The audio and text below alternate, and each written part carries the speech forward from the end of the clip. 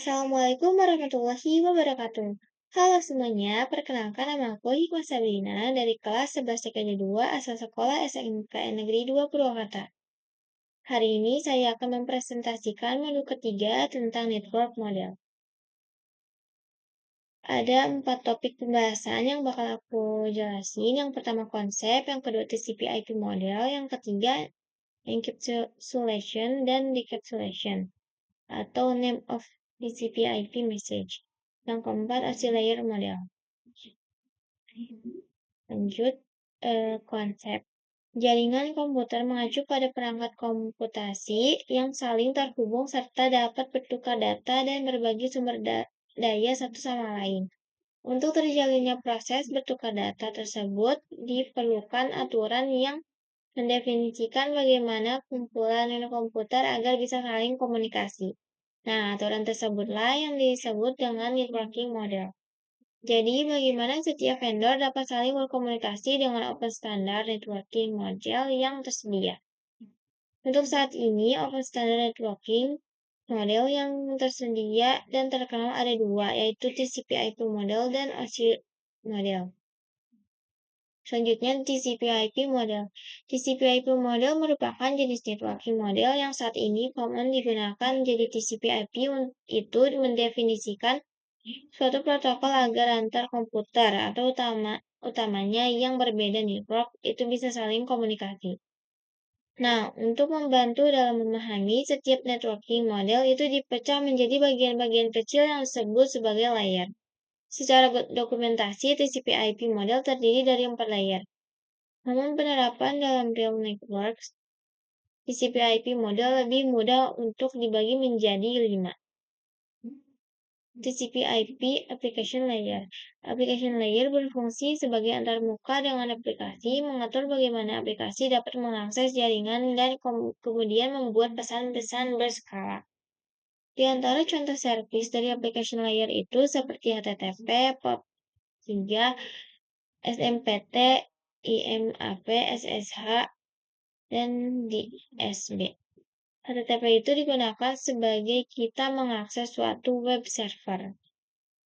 Selanjutnya, TCP/IP model. TCP/IP Transport Layer. Fungsi dari transport layer adalah menyajikan atau memberikan service ke application layer atau transfer data. Untuk transport layer, terdapat dua protokol yang sering digunakan yaitu TCP dan UDP.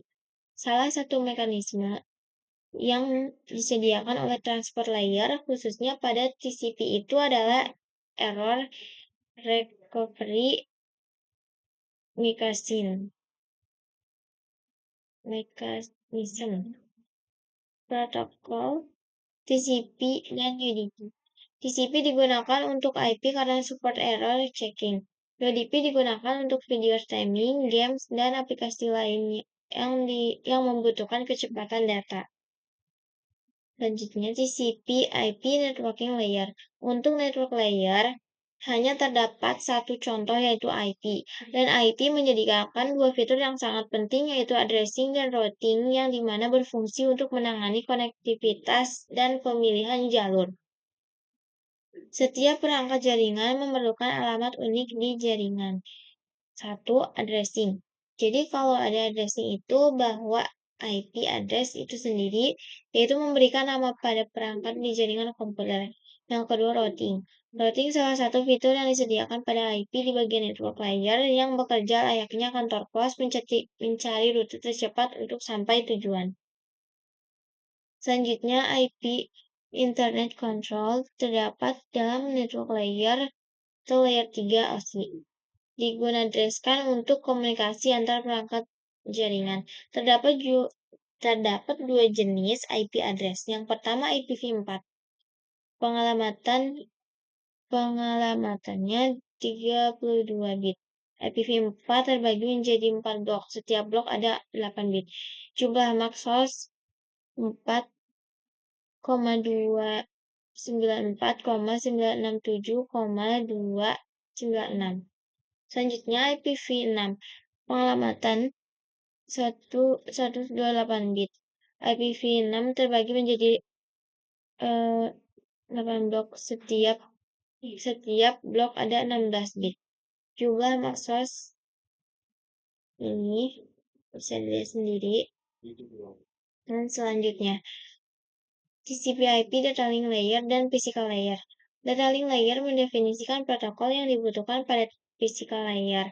Salah satu fitur pada data link layer ialah FCS atau Frame Check Sequence, yaitu Error Detection Mechanism. Hanya mendeteksi error tanpa recovery. Addressing yang digunakan pada data link layer adalah MAC address. Physical layer mendefinisikan cabling pada suatu jaringan komputer atau mendefinisikan secara fisik apa yang digunakan untuk menghubungkan antar device.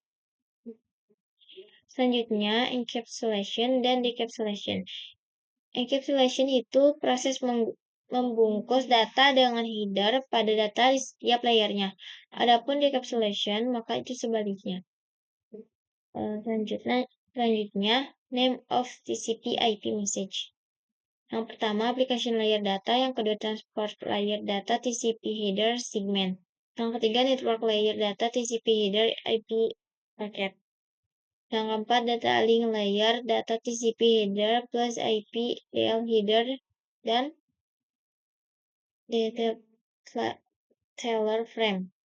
Encapsulation memiliki definisi yaitu membungkus data dengan beberapa header. Jika memiliki data yang awal mulanya berawal dari application layer yang kemudian diarahkan ke transport layer, itu akan ditambahkan TCP header maupun UTP. Selanjutnya, untuk saat ini, model yang sering digunakan hanya TCP/IP. Karena dari sisi perkembangan protokolnya atau modelnya, TCP/IP dominan dibandingkan OSI layer. Namun, OSI layer biasanya dipelajari karena mudah difahami. Sebelum networking model ada, setiap vendor membuat atau memiliki network modelnya masing-masing. Karena setiap vendor memiliki networking model yang berbeda-beda, maka komunikasi antar vendor sulit dilakukan. Jadi, usaha untuk membangun suatu jaringan komputer sangat besar. Banyaknya vendor tadi itu bagaimana upaya agar tetap bisa berkomunikasi dengan baik antar vendor satu dengan vendor lainnya. Oleh karena itu, dibuatlah sebuah model atau sebuah standar atau spesifikasi minimum oleh ISO atau International Organization for Standardization pada tahun 1984, yaitu dengan nama OSI atau Open System Interconnection atau bisa juga disebut OSI 7 Layer Model. Selanjutnya, terdapat 7 lapisan layer pada model OSI. Yang pertama, application layer, yang kedua, presentation layer, yang ketiga, OSI layer, yang ketiga, season layer, yang keempat, transport layer, yang kelima, network layer, dan yang keenam, data link, dan yang terakhir, physical layer. Lanjut, lower layer berkaitan dengan user interface, data formatting, dan communication session 1-4. Terus, upper layer berkaitan dengan bagaimana data itu mengalir. Terima kasih. Cukup sekian presentasi dari saya. Semoga bermanfaat. Mohon maaf bila banyak kesalahan. Terima kasih.